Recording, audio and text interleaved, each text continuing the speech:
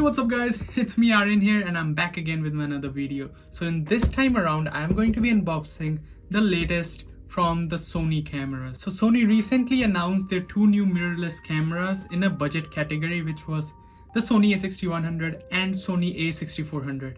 So this time I'm going to be unboxing the Sony Alpha 6100. Also, I bought this with two kit lenses instead of one. So make sure you watch till the end of the video because you will get to see how the packaging is and an overview of the device and some test shots that I will be including in the end of this video. So make sure you watch till the end, and without any further wasting time, let's jump right into the video. So this is the box of the Sony A6100. Now keep in mind I bought a specific camera model with a specific lenses. You can get the body only too, but I got this camera with two lenses. One's a 16 to 50mm Sony lens and the other one is 55 to 210mm. First I'm gonna go over the box, how it looks like. So it's a plain Sony box. Says it's a E-mount. This camera has an E-mount. Also this is a mirrorless camera if some of you guys don't know. Quick little go over the features. This camera has an APS-C size sensor which is 24.2 megapixels. It also has an ISO range of 100 to 32,000. Also it clicks in 11 frames per second. And it has 425 autofocus points. It also got that real-time eye autofocus, which the new released Sony cameras do have. It also has a real-time tracking and silent shooting. And also the touchscreen is a 3-inch LCD, which is also touch sensitive. Also it got Wi-Fi and Bluetooth and NFC compatibility, a XMOR CMOS sensor. Also it has a Bionz X processor in it, which company claims that it is real fast as compared to the previous processors. Also it has an OLED finder. Also it has a HDMI input and a mic input. And also a charging input which is a micro USB. Okay, now let's quickly open the box. Now when you open it, you are greeted with some of the paperworks and manuals of this camera. So I'm going to keep this aside. Now when you open the box, you are greeted with three main sections. Here you got the camera, here's the zoom lens which is the 55 to 210mm, and here's the accessories of the camera, for example the battery, the camera strap and whatever. Now I'm going to take the camera out and simply unpack it and see what's inside.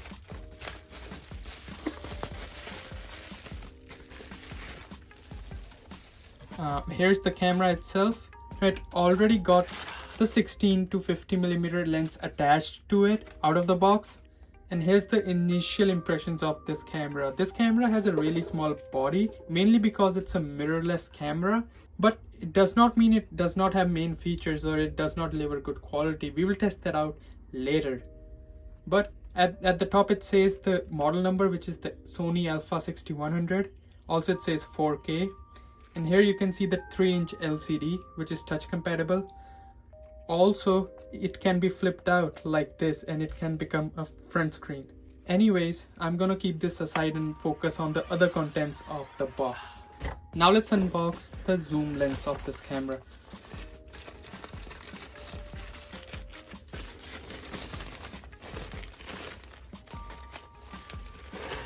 So this is how the zoom lens itself looks like.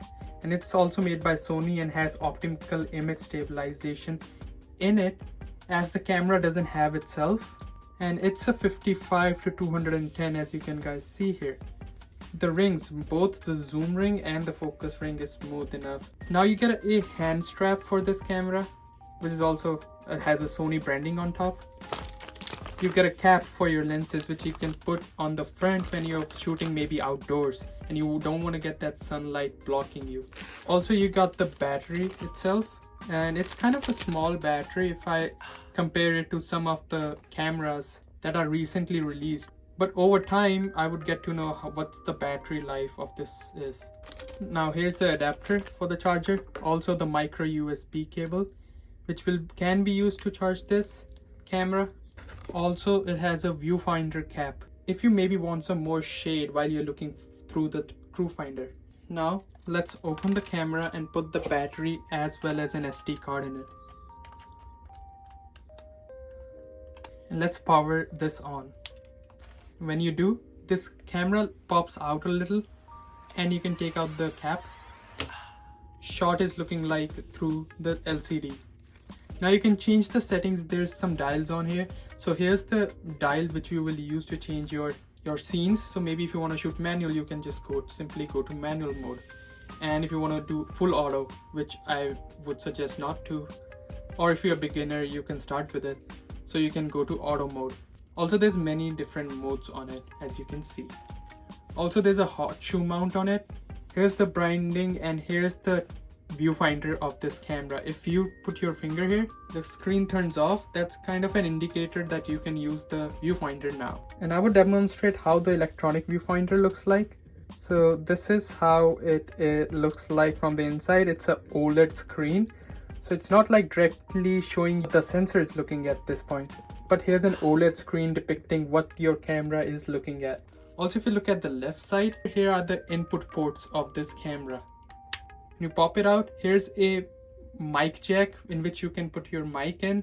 You cannot use a headphone with this.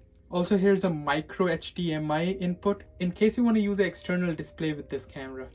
Also, there's a micro USB input if you want to connect this camera to your laptop or computer, or if you want to charge it. Now, looking from the front, the lens isn't as big as I thought it would be, because I had a mirror camera and its lens was kind of bigger than this one is. And also on the lens, you will see like a dial here, which will slowly zoom in or slowly zoom out. But if you want to zoom out with your speed, you can still do it like this. Also, here's a dial which you can use to change specific settings of the camera. For example, in manual mode, you can change your shutter speed with this, or maybe ISO. And on the front, here's the shutter release button and the way to turn your camera on and off. So you simply just slide this and your camera turns either on or off. And here's a custom button which you can customize by your liking inside the menu of this camera. And if you come to the back side, here's a button to get the flip out flash. And here's kind of what the flip out flash looks like. You can turn it, you can make it go down or up, however you want to, but you can easily close it like this. Also, here's a specific menu button which you can click and go to the settings, and you can change the settings of this camera. Now, this camera does have the same settings menu usual Sony cameras have right now these days. Now, here's another button with a function button right here, which you can also use to change some of the settings of the camera. Also, here's a dial which goes round, and also it has the 4 main points. In whichever direction you want to click, it can go left, right, up, and down as well. Here's a delete button, which can also be a C2 button, and here's a playback button in which you can go and look at your photos.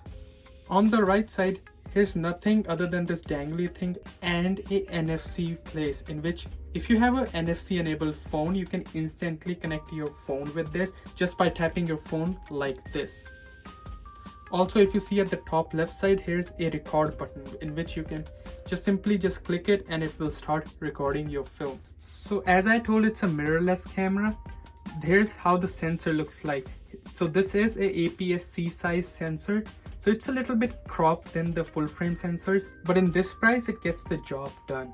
So you have already seen what this lens looks like, but what about that one? Let me just change it a little bit. So here's how the big lens looks on it. Again, saying this is a 55 to a 210 millimeter lens. So it will be mainly used for let's say wildlife photography, in which you want that zoom.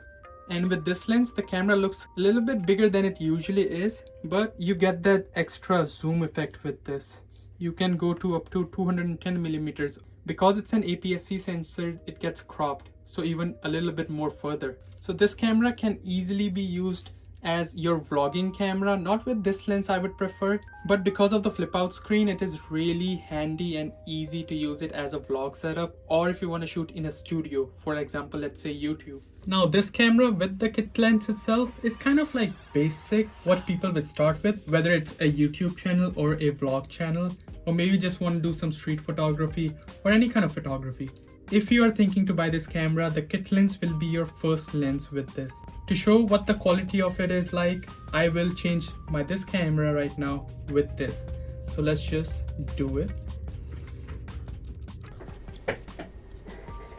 Now we are recording with the Sony A6100 itself. with its kit lens. Right now the camera is at 16mm focal length and I'm recording this video with 1080p at 30 frames per second. So now you can see how the video quality is, but don't think of it as the stable video quality because right now I am indoors in kind of a studio environment. It's kind of like a bad lighting here, that's what I think, because I have just one white light in front of me and there's some lights in the background to get the scene right, you know. And right now I'm currently recording my audio with the Rode Video Micro attached to this camera. So this camera is really handy if you want to use it like indoors or in a studio kind of environment. However, if you want to still take it outside, you can. It has a small size factor that really comes in use when you are taking it outside or inside while you're handling the camera itself. So that's kind of like a good thing I thought about this camera. Also, there's a downside of the hot shoe of this camera. Many people say that, and I do too, that when you place a camera mic on top of the hot shoe, your flip up screen gets kind of like blocked because of that and you cannot see yourself clearly.